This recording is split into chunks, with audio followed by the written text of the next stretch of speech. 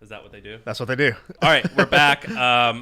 Before we get in, so you know how I said leave reviews? Yeah. I think we got 200 or 300 reviews off of that. Yeah, it's crazy. And we promised about people cool shit. We gotta like fulfill because people are like, here's you know my receipt. I left you guys a great review. I got about 100 messages of people with the reviews. I replied to all of them. Last night, I was sitting on my couch. So I'm just the asshole who didn't. Well, I CC'd you on a few. I replied to all of them with the special gift. I just called them basically. That's I left great. a video voicemail. You know, at YC they have this thing which is like you'd rather have 1,000 people love you than 1,000,000 people just kind of like you. Yeah. And I think that's the one thing that is now abundantly clear about this podcast is like we have these goals of like we're gonna grow this thing big. But we already did the hard part, which is you get a small number of people to love you, where they're like, this is my routine. This is my favorite podcast. And I've been listening to podcasts for 5 years. Yeah. And so that's very, I don't know, it feels good. It feels great. Yeah, I was showing Adam last night. I don't know, I mean, at least a couple hundred DMs on my Twitter of people with the review. Exactly. And I sent them all a video. So review us and leave a video. Or review us and let me know, because Shaan hasn't been doing it. But at least if you let me know, you'll get something back. All right, you know what's my fear in all this, though? So I have a fear that's crept up now. The fear is I never want to be the smart person in the room. And so there's part of me, I'm sitting in this red fucking throne and throwing out ideas that I'm admittedly saying are half-baked, probably bad ideas, but they're interesting to me. I want to make sure that we're learning doing this. Like, I want to be learning stuff and sharing it. I don't want to just be sitting here saying, hey, I got answers. I'm going to give them to you. And so my commitment to myself, really, more than anybody else, but I want to say it out loud because that commits me, is as we do this, it's not about, I have great ideas, let me say them, or we're brainstorming great ideas. It's we're going to learn interesting stuff by talking to interesting people and doing research on things, and then we're going to share what we like. We're going to share what's fun, what's interesting to us. So that's my fear is you never want to be the guru. You want to be the student. And so that's kind of my little mini rant. I agree. I'm not trying to be a guru, and I'm certainly not. Because some of the DMs we get, people are like, help me. Yeah, help me, I'm like, no. I don't know anything. And me attaching my name to your thing does nothing. Like, we got to do the work. Yeah. And like, I'll help you, but like, I hate when I'm not the too. answer. I'm like, I don't know. Yeah, I'm not the answer. And we could preface this by saying most of the ideas we get, I just steal from other people. Yeah, for sure. Of course. So, all right. You want to get in? What do we want to talk about? You want to talk about? Can I talk about something that's happening recently? Yeah, Brandless. So is that what you want to talk about? I want to talk about Brandless, and I want to talk about these new credit cards that are popping up. Yep. All right, pick one. Let's do it. You go ahead, Brandless. All right, so Brandless, people don't know. They went out of business. What they were trying to do was they were like, look, don't pay for the name brand. You should just have high quality products and they should just be brandless. And because we take away the name brand, we can lower the price. That was like the initial promise or the premise of the business. Awesome idea. Awesome idea. I'm glad you said that because a lot of people are shitting on them now because they like failed. No, but I still cool. think fucking awesome idea. And actually, of course, ironically, Brandless is a good brand. And so I think that was really cool. They raised a shit ton of money from SoftBank, like $200 million before they really achieved any product market fit. And that sort of like was the death note for the company because it was just the expectations when you raise 200 million is you're going to be, $1 billion plus company. And if you do that too early and you haven't actually proven out your model, you haven't figured it all out, expectations crush the business. So I didn't prepare because I just thought about this, but what's the biggest grocery store chain in America, you think? Albertsons, maybe Safeway, I don't know. Okay, let's do Safeway. Can you look up, try and find this, just a headline. Trying to tell me what the revenue or how many sales like generic brands for grocery stores or like the Kirkland brand or whatever. Look up how much revenue the Kirkland brand does. Well, I mean, I bet you it's astronomical. And so actually, if you think about what Brandless could become, it is the generic generic brand. A trusted Kirkland brand, yeah. I think it's a great idea. Yeah, the problem was that they raised all that money right off the bat. I have a problem. There was some incompetence with leadership. I don't actually know this. Yeah. Kirkland brand sells $39 billion of products. 2018. Fuck. Henry, quick with the trigger. I like that. Yeah. What's that source? Business Insider. What's the source? You think he's lying? Well, you think he's making this up? Say? Costco's Kirkland brand drives growth. Wow, $38 billion in 1 year. So one thing I loved is Sale of Costco's Kirkland signature private label brand grew to $39 billion in 2018. Up from okay, so And that's just Kirkland. Kirkland crazy. So I listened to her on a podcast. Tina Sharkey, I think is her name, and she's like an internet OG. She's been around with a bunch of companies, all of which I think have not done super great. But she went on this podcast. She said this thing that I liked, which was she was like, think back to when you were a child, and like let's walk from room to room. You're in the laundry room. What brand are you going to see? You're going to see whatever, Tide. You're going to see whatever. Go to the pantry. What are you going to see? You're going to see Fruit Roll-Up and Pop-Tarts and all this stuff. And then open up your fridge. What are you going to see? And you see these brands. And actually, it's kind of like you've seen these stats where the S&P 500 turns over, like, I don't know, 20% of the S&P 500 turns over every decade.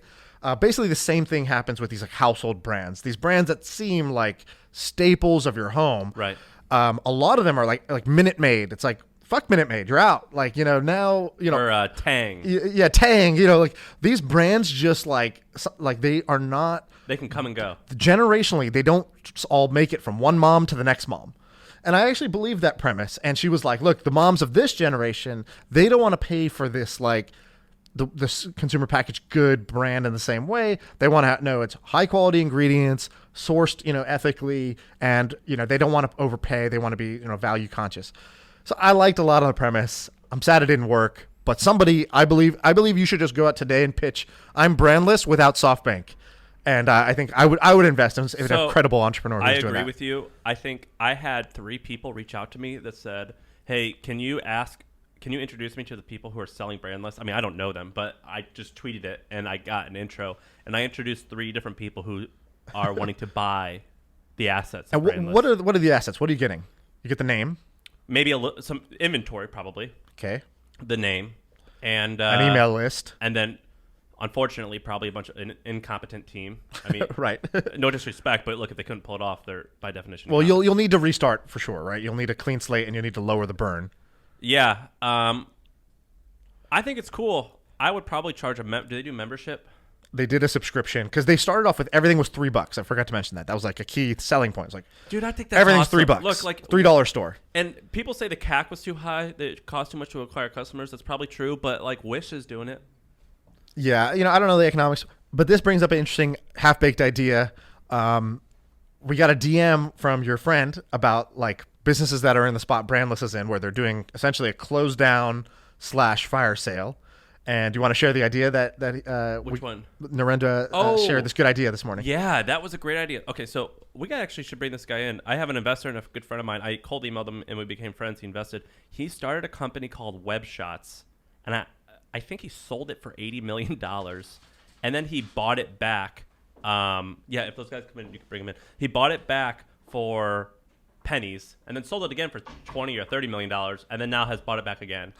And he was like, you guys, what something would be interesting is if you could be like a graveyard or an unwinding service. Undertaker, he called it. An undertaker, where you can just buy these dying things. And that exists. I mean, It's a service to basically wind down your company. You take a fee and you do this sort of fire sale. And I'm sure there's services out there like this, but somebody could specialize in tech companies, wind down both. You have talent, you have hardware, you have assets that you're trying to fire sale off, and then you have all the normal business closing stuff you got to do so you don't get like taxes next year because you have to actually shut down your company officially, and nobody wants to do that. It's not fun, and investors want to make sure that process is done with no like funny business so that they like maximize the value. And this kind of reminds me of something that I wanted to bring up, which is I think that now that private companies are staying private for long and not going public as much, what I think needs to happen is I think the venture capitalists, a lot of VC firms need to start buying companies and just need to own them for the cash flow versus wanting something to go public or get bought. And so what I think is going to happen is I think a lot of these VC firms are almost going to turn into hedge funds or private equity funds. They're going to buy and operate a lot more than they are now, and that's related to that. So I don't think VCs will do it, but the sort of new age VCs that are going to be hybrids. So like Andreessen Horowitz shifted their model where they're not a VC. They're now I forgot what it's called, but like they wanted to be able to just own cryptocurrency, just buy it and hold it and do other things. I forget. So they I know needed to what you're talking reclassify. And then this guy Chamath, he basically has a fund called Social Capital. It started off as a traditional VC fund, and then like he had to restart it for all kinds of reasons. But one of the things he does now is he has this thing called a SPAC, which is his special purpose vehicle for taking companies public. So you're a company, you don't want to go public. He's already public, and he just acquires a stake in your company. I believe is how the mechanics work. So they just did this with Virgin Galactic, and so it's like a fast track to being public and getting that liquidity without having to go and be your own independent listing. Yeah, I'm into that. I know Andrew Wilkinson's probably listening. He owns Tiny Capital, and they've been doing this. The companies that they own collectively, I think, do about $100 million in revenue, and he, I think, takes dividends and buys companies with the cash flow. Right. And it's an awesome model. But a lot of these companies like Brandless, there's no cash flow, right? It's going to be a cash sink. It's one of these go big or go to zero, and in this case, it went to zero. Yeah, but it doesn't have to be. It doesn't have to be, but it's also that is also valid, right? Like to do what like Jet tried to do, which is like they never made their core business work, sold for $3 billion because they went for the plow money in today, try to get the scale, and then be the first to have scale doing what we do. I know it's a model. No, I'm into it. What's the other one you want to talk about? Credit cards? We can mention it just for a second, but Ramp Capital, right? Ramp. It's Ramp something. Today. It's based out of New York. It's Brex, but from New York, right? Yeah, I'm into it. It launched today. Okay, so my company, we do, let's say, 8 figures a year in revenue. We have 7 figures in cash. I have been using one big bank for a long time, and to get us to raise our credit card limit from $30,000 to $80,000 was a nightmare. Oh my God. A nightmare. Yeah. I had to go meet them in person 2 or 3 times. I had to show them my personal Sam Parr's tax returns. It was stupid. I signed up to Brex, and I got $300,000 or $400,000, some hundreds of thousands of dollars in like 12 hours. Yeah. Awesome. And I told these guys, and like, yeah, we can't compete with that. They basically admitted it. And I go, okay, well, right. This conversation's over. Thank you. So I really like this new business credit card space, and I'll explain how I think they're making money. But Ramp just launched, and what they're going to do, what they said they're going to do is they're going to analyze all your credit card spending, and they'll tell you where repetitive purchases are coming through. And I actually mentioned this on the podcast 3 months ago. I was like, I'm telling you that businesses are wasting so much money by buying multiple subscriptions of things, and I think something amazing can be built by helping you save a little bit of money. Right. That's what this is.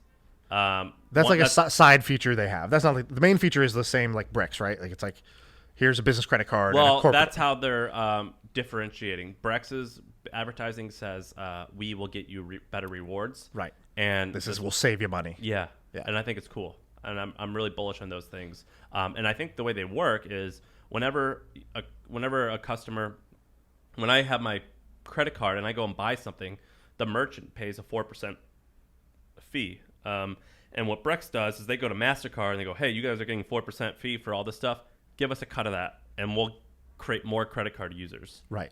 And I think that's how they're making money, I'd imagine. I think so. I don't know. I don't know for certain, but fintech companies are very interesting. We should. I know a couple guys that are deep in fintech. We'll bring them on. A lot of people are not deep into that, and a lot of people like Wealthfront and Betterment. A lot of people hate those, like buyers. Right. I don't know how they're ever going to get bought. I don't know who would buy them.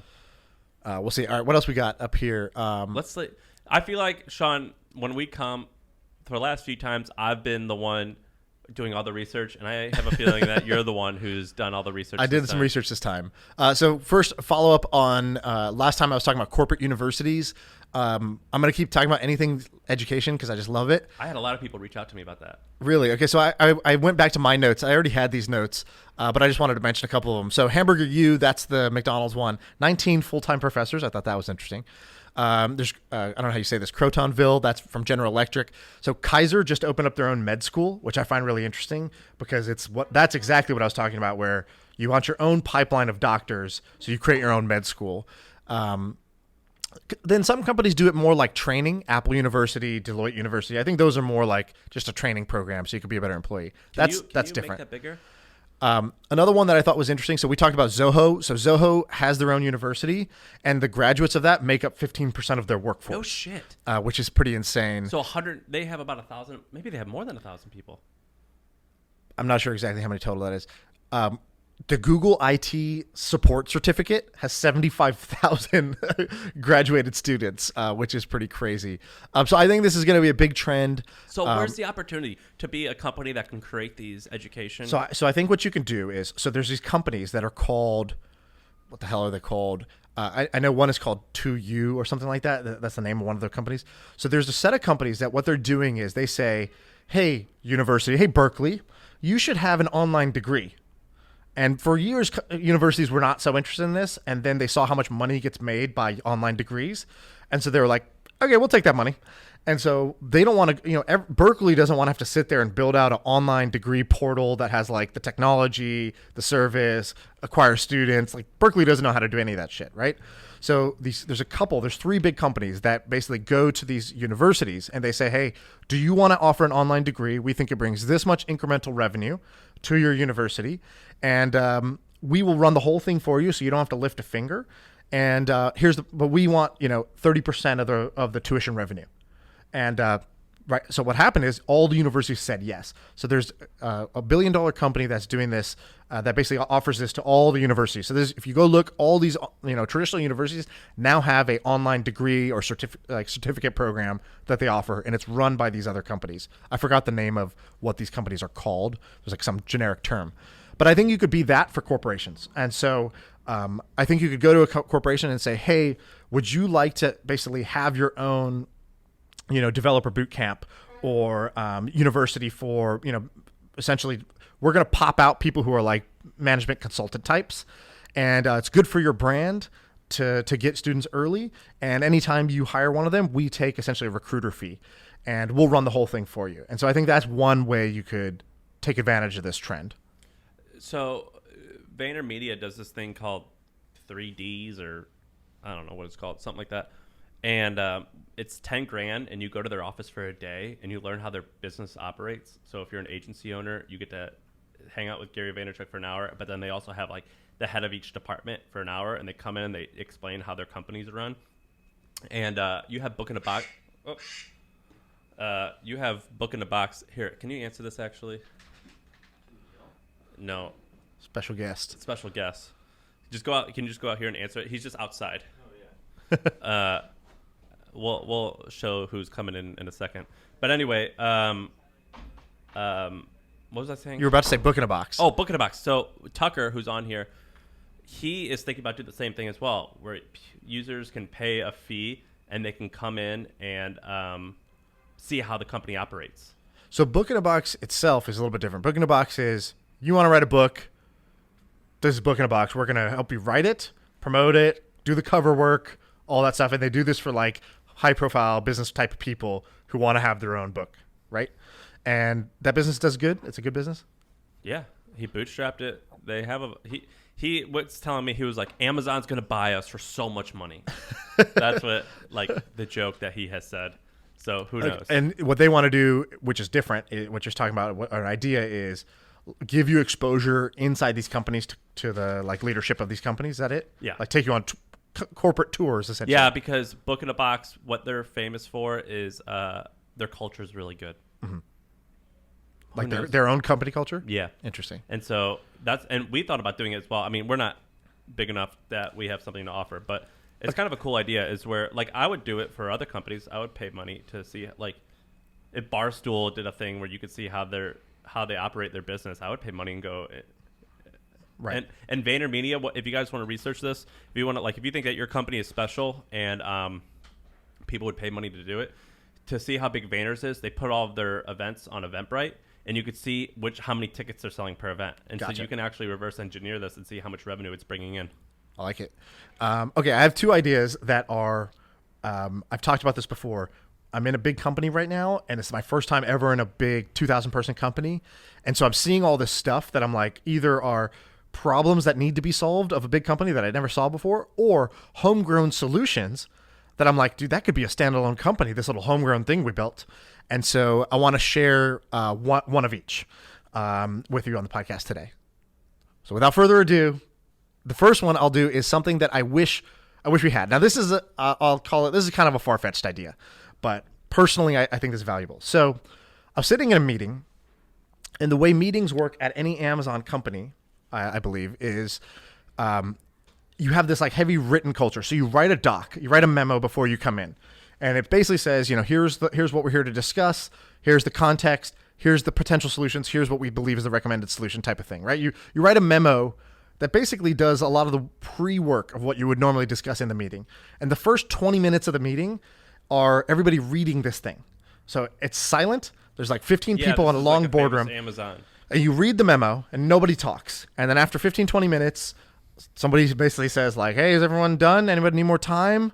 And you're like, no, we're good to go. And then probably somebody needs more time, but they don't say anything. And then you start the discussion. And the problem with meetings is you have guys like me who are like, want to say stuff all the freaking time. And so they just talk way more than anybody else. Oh, wait, hold on. We have a guest. Hey! How's it going? We have a special guest. We're recorded right here. Dude, come on in. How are you? You're going to say hi on the camera. How's it going? Shaan. Hey, Shaan. What's going on? Nice to see you. So we have a special guest. We're recording right here. So if you're listening to this, you don't have the video. Lance Armstrong just walked in. As he does, at certain times. And Lance, you want to pull up that chair for a minute? Where do you want me to go? Just come sit here for a minute. All right. Here, you can take this. We're Swing this around. You want me to go in the middle? I feel Yeah, weird. come in the being- middle. No, go right here. Go right here. It'll be easier. Actually, So- you know what? Take the red chair. I'm gonna sit on this. Drop your keys, bro.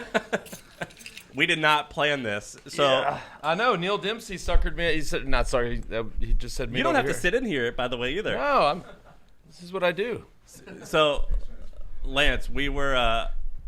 So we have this podcast here. Yep. Every day. 3 days a week at this like point. every day. It feels like every day, right? Well, our goal is to get to 100,000 daily listeners Yep. Per episode. per episode, push a button and get into 100,000 earballs. Right. Right. and we're doing a good job. Yep. We're getting close. Good. I bet you are. You have a big following. I'm We sure have a big are. following, and so the back story behind this podcast is, and now we're doing videos and we're chopping it up like you do Yeah, with forward, the forward. The forward and the move. So then The there's move. the second one. The tour one's called the move. And so what we've been doing is Yeah, you may as well do video. That'll get you to 100,000 quicker. it's helping a lot. Yeah. And so what we've been doing, so Shaan had a company that he just sold to Twitch, and I've got companies, and all we've been doing is scheming out loud, and for some reason people love listening to it. We started off with interviews. It was like, all right, like a classic podcast, like, oh, here's Right. my guest, here's what we do. Yeah. And people like those. But then me and Sam just started shooting the shit, and people like that way more. Jamming. They were just like, Yeah. we're just spitting out ideas that are pretty bad, honestly, usually. And how long are they? Maybe an hour they've been. 40 minutes, hour. It's been working. And we have, like, everyone's messaging us saying they're starting little things that we've been riffing on. Good. And we Do you just, listen to any podcasts? Or you make the content, don't listen? I'd listen to a few. You know what? I'll occasionally listen to Rogan if it's a guest that I'm interested in. the whole thing or the clips? No, he goes long, man. 3 hours 3 hours. sometimes. I'm like, when I did it, I was like, so how long do you think I'll be here? He's like, 3 hours. I was like, what? I've never talked to anybody for 3 hours. Like, no, I'm not talking for 3 hours. I'm not that interesting. But yeah, no. So I'll get into these crime ones. Me too. Like I got Podcast? sucked into this Root of Evil Yep. that was just super fucked up. I've been listening to that one. Do you have the 12 hours afterwards where you have to Google and like follow up and be like, okay, I need to know even more than No, yeah, you try not to. And then what was the other one that was? It was just. I do filthy. serial killers. Do you know that one? No, but they're all about serial killers, right? No, there's one called Serial Killers. Yeah. And it's awesome. We Crashed about WeWork, kind of crime. I listen to all those ones as well. Wow. The Wondery and Parcast. Yeah. Yeah. the one And they just one of those companies just sold to Spotify Spotify, for yeah. a couple $100 million. So did The Ringer. The Ringer. Bill Simmons just keeps making money. Yeah, apparently I bet you he owned the majority of that company. Wow. So he probably walked away with a couple $100 million. Good for him. Um, We got to get you off the LaCroix. Have you seen the Austin this isn't brand? mine. I just leave them here. Have you I seen can the new talk- brand out of Austin, Waterloo? What's Waterloo? It's like a sparkling water, but it's better. So this is what the podcast I'm is. an investor. Full disclosure. Okay, well, this is what the podcast is. No, but they're crushing it. They you are just talk about absolute- schemes. So they're- what is it? It's look, what is it? It's sparkling water, but it's Our Austin office buys it. yeah, I'm sure they do. I mean, it's all the rate. Well, from the Austin office, it's on their HQ is on East Cesar Chavez as well. So from where the hustle is, or at least where it's always not moved. We moved into a bike shop. Yeah, we're on East 7th now. Okay, so you guys used to be on Cesar Chavez. Yeah. You moved up, but so they're still on Cesar Chavez, which is where our studio is. But no, they're cool guys. They're killing it. You know. How much did they raise? They just did a new round. It's like 30 they raised. I want to say. I'm probably getting that wrong, but they did 50 million in sales last year. They're gonna do 100 this year. Holy shit. No, they're knocking. Yeah, it's lighter, cleaner. The can they have all these different. Yeah, they're the ones Story- with the cool looking cans. story. Like it's like pest or it's like a white, Well, they have a lot of flavors now. It's probably up to 10 or 12. but it's like a flavors. retro looking can. It's retro looking, right? Yeah, it's real sort of groovy looking. They brought in the guy that ran Smart Pop and sold that off, and so he's the CEO. So they got real. Austin has a Kavu lot. Ventures is the big. Who? Kavu Ventures out of Austin. That's the guy from the vodka company. Is that the tea? So Clayton was from Deep Eddy. He did Sweet Leaf Tea, Deep Eddy, and then went and started Kavu with two other guys. He's now since left, but anyways, he's still on the board at Waterloo and High Brew Coffee, which is a big advertiser of ours. Do you like Yeah. investing? It's kind of boring. No, I love. What do you mean? What's wrong with you? It's boring. What's wrong with you? What's wrong with this guy? He doesn't like making money. I like. You know, there's probably some charity right down the street where you could go give them all your dough from Twitch, I like making the and money. and give them all your time. You know, investing sounds fun, and the initial pitch is fun. Yeah. But once you give them the check, it gets very boring to me because you're so hands off, and I like it. I like being a part of creating stuff. Dude, it's like being an uncle. You get all the fun stuff and not any of the hard work. I see. We That's actually a good analogy. All right, you might have convinced me. That's a good analogy. Being an uncle is the best. So. yeah. I mean, we launched a fund, and we almost, probably 90% of the companies we're super involved with. In what way? Well, either through the board or being on the board or just they just need help. I mean, you know this. I mean, and young entrepreneurs, they might have a great idea and be smart people, but they're going to come across things. They just need help navigating and or connecting them. I mean, in our So I remember once I went to pitch an investor a founders fund, and founders fund's like a top fund or whatever, and he offered us a term sheet. And I asked him, I said, we have this other capital source right now, like self-funded by my business partner. We could just keep self-funding, or we could take this.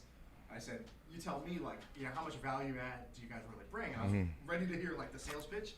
And he goes, honestly, the worst companies need the most help, and I can't save them. The best companies never need my help. And then there's everybody else in between. Yeah. And He's here- like, if I'm giving you this term sheet, I hope you're one of those that are the good companies that I really don't have any influence in. I just get to take credit in the end. And I was like, I dig that honesty. That Wow. feels true to me. That Wow. the best companies truly like I've only made a couple of investments, but Lambda School is probably the best one. It's done pretty well. And Do you know that one? I'm like a needy girlfriend. They're like one of the hot Silicon Valley companies doing super well. And I'll text the founder to be like, hey, what's up? You want to jam on ideas? You want me to help you with this problem? And he's like, dude, I'm just busy with all this fucking growth. I hate and when revenue we have right now. I hate when investors I don't ask need- what I don't need. need anything, and I'm Yeah. like, oh, this is what it feels like when you're winning, when you're really, really winning, and you just are too busy for any of this bullshit. Yeah, we won't tell Neil when he gets here. Well, what I do is I send monthly updates, and they're very clear and succinct, and I'm very transparent. And they're like, how can I help? I'm like, you can't. Unless you have ideas and you're going to tell me how you can help, do it. But I don't. I can't think of anything. Yeah. Like, it's like, I don't know. How can you help? You're on your way. You know what I mean? It's like, what, are you going to come in here and write emails for me and do work for me? I mean, like, I don't know. They're like, do you need intros to anyone? I'm like, who do you know? I don't know. Well, I think the intro part is big in our world. And so, in health and wellness, fitness, nutrition, I mean, I've been doing this for 30 years just as an athlete. So I've gotten to know everybody. I mean, if we make an these are just examples, but if we make an investment in a company like Amp Human and they need, and it'd be very obvious that they'd be connected to Strava and vice versa, it would take them a month to get a call. I think you're different, though. Yeah, That's Well, your, thank you, Sam. well, that's your value. Is Well, that that's our value. Yeah, and- everyone knows that you know everyone. I mean, you're a Right. celebrity. Like, you could get in touch with everyone. But, like, if I'm an investor, you're an investor. It's like they don't know who I know. Yeah. And I probably don't know that many people who they can't just cold email. Yeah. Do you know what I mean? Yeah, you need it to be unique. Is that what your angle is going to be? Is that you have There's that, and we call it. I mean, we refer to it as the flywheel, just because now the one show, the second show, The Move, is about 15 million downloads a year, and so once that started to really take off, then I was getting all this interesting deal flow. I thought to myself, we should just start a fund and invest in some of these companies, and then what happens when we reintegrate or occasionally integrate some of our companies back into that audience, right? That core sticky group of 15 million people. And so that's what, here's Neil. That's what we bring to it. Right? Don't get it. Yeah. So, yeah, I mean, there's the connections, there is the flywheel, there's the audience. And then we got a pretty kick-ass advisory board that we pull into, whether it's, researching deal flow or sitting on boards. And we won't take up too much time. This was impromptu. So He said we're going to get a sandwich. we already ordered you food. Oh. Yeah, See? I already talked to Neil. Look at that. Well, Neil texted me this morning, and he's like, hey, can I use your guys' office? I go, yeah, we got a conference room. We'll take care of food. So we already have everything for you. Dope. Um, Can I just say, all these parking garages around here with the sign on that says open, I went into They're never 3 of them. open. The dude's like, we're full. I was like, well, why don't you turn off the fucking sign then?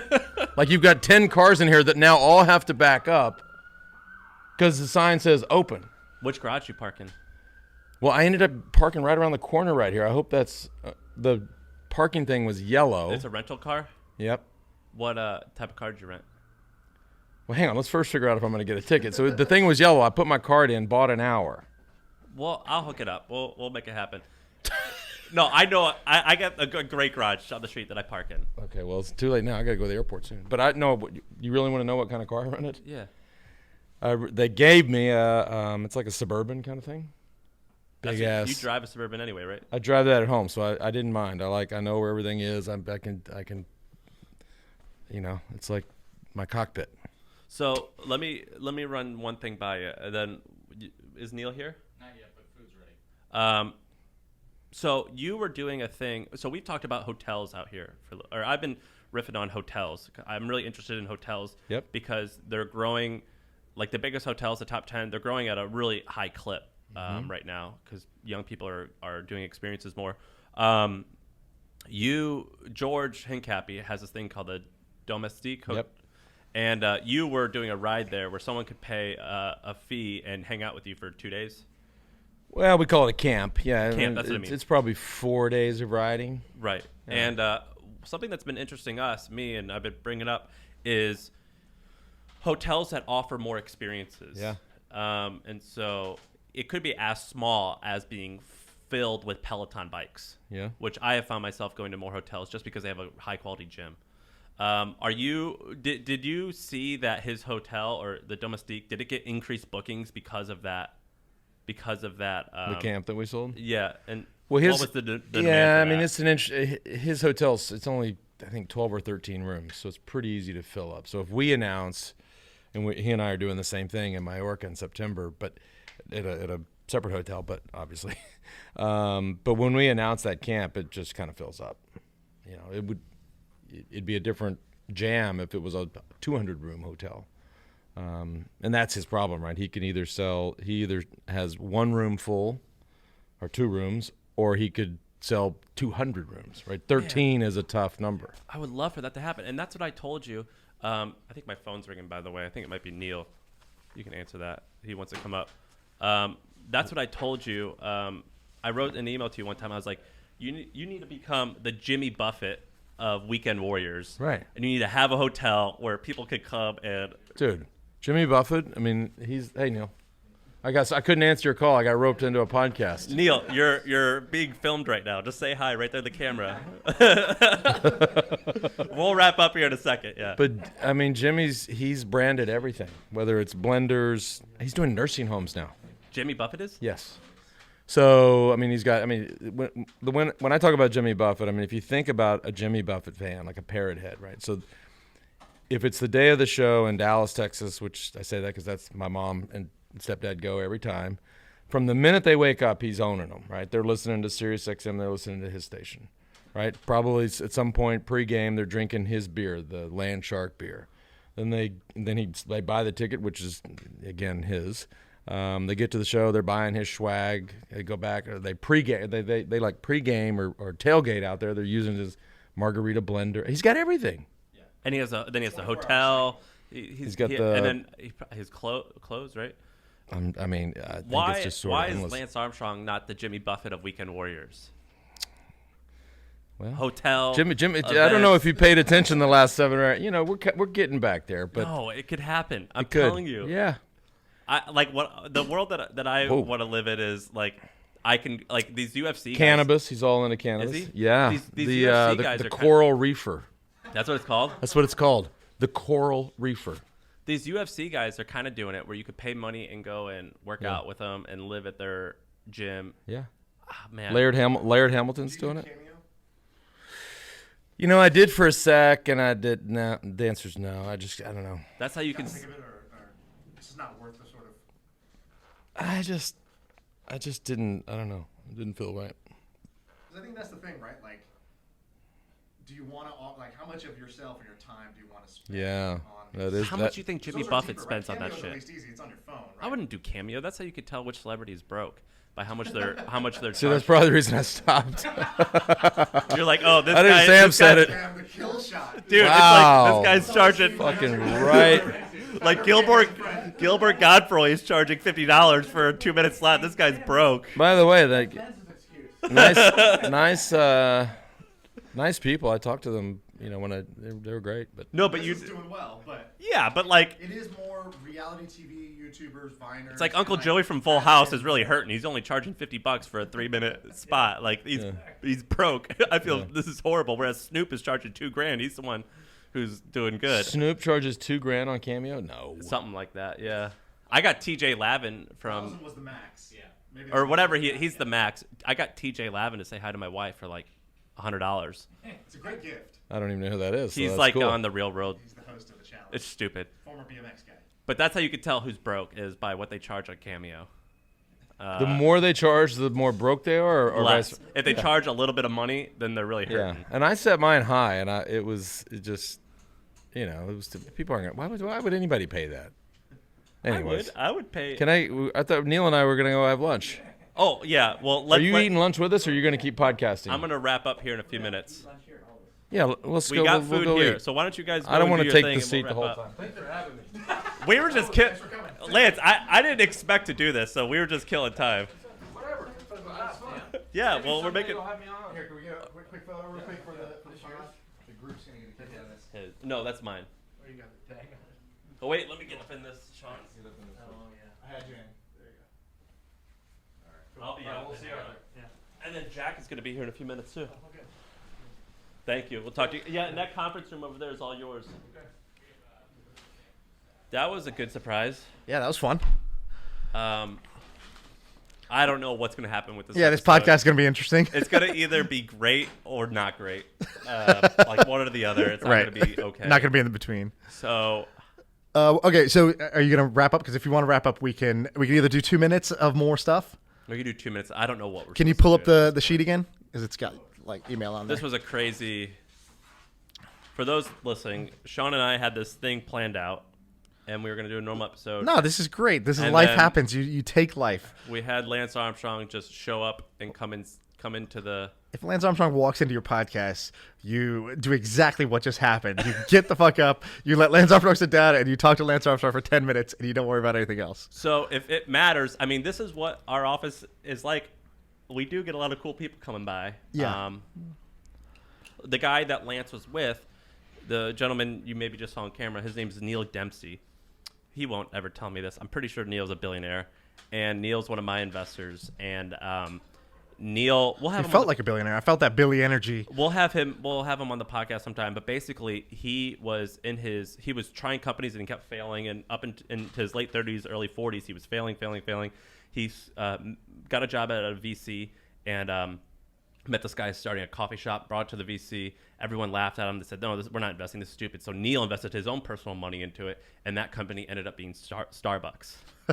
And so Howard Schultz, Wow. the CEO of Starbucks, says that Neil's one of the people he looks up to, and he's one of my investors. They named the stadium, one of the stadiums at Washington. Is it Washington University or University of Washington? One of the They two. named it. It's called Dempsey Stadium because he donated. And, Wow. so he's a big deal. That's cool. This is That's legit. our office. That's a great story. Wow, how to follow that? Okay. I think that we should probably kind of wrap it up and hope that there is some value in here for people. Yeah. Okay. Okay. Let me toss out one idea because we owe people ideas, and let me toss out one good idea. Which one? Okay, I'm gonna do the one I started. So I started off talking about these meetings are meetings basically are like the bread and butter of big companies. And so I calculated we have on every floor we have like 20 meeting rooms, say, and 9 floors, so let's call it 10 floors. There's 200 meeting rooms, and every hour, let's assume 80% of it is occupied. So I basically did the math and saw how many hours, and then you think, oh, every meeting has on average 5 people in it. And so you start to realize how many people hours are spent in meetings. And then when you look at a meeting while it's happening, there's basically no technology. So the only technology in a meeting is like video conferencing, typically. And I think that's kind of crazy. And so I actually believe that there's someone out there who could build a meeting kit of some kind that makes meetings more effective, more efficient. And I'm not talking about like transcribing, although that's one possibility. What I'm thinking about more is like the ability to give, so I'm imagining like a physical device, and you push it when you want to say something. So this doesn't reward interrupters and loud voices because you sort of buzz in when you're ready to talk. So it just has a little light next to your thing that says, Shaan, it sounds like you have something. If I would end it at the memo thing. That alone is worth it. Well, the memo doesn't require any, like, there's no business there, right? Like, companies just adopt that principle I of the think process. you're wrong, and here's why I think you're wrong is Axios is coming out with this, and there's a new product called Recess that just launched, and all it is a software, it's SaaS, so it's a service. You pay money, and you get this internal emailing tool that helps you write internal emails Better. to your company, and it tells you who read it and who didn't. So it's more concise, or what Yeah. does it help? Yeah, because Axios is super concise Yep. as is. Yeah, I think that there's a meeting tech that will sound really boring, but if you just think about how much of business happens in meetings, how many hours, how much salary is spent every hour in these meetings, if you could make a 10% lift in how good the communication was or how well that meeting ran, that's a big, big lift. And I don't think anybody's really doing much interesting stuff there. I think people only really worry about like how do you schedule the meeting and how do you conference into the meeting. There's a lot of But money built just on running the scheduling meeting. meetings. And, yeah, Calendly. And those are successful, but I think the meeting itself could use some improvement. Anyway, so trying to throw in an idea here, but this will be known as the Lance Armstrong podcast. Yeah, we'll actually get them in here in real time. I hope that people will get value from this. I think we should publish this, but we'll apologize that it's only maybe. Yeah. And we have a ton of ideas to go through for tomorrow. You have a few on here that I'm like, what? You're curious about. Yeah. Yeah. So we'll We'll get to them record tomorrow. All right. Tomorrow. Peace out.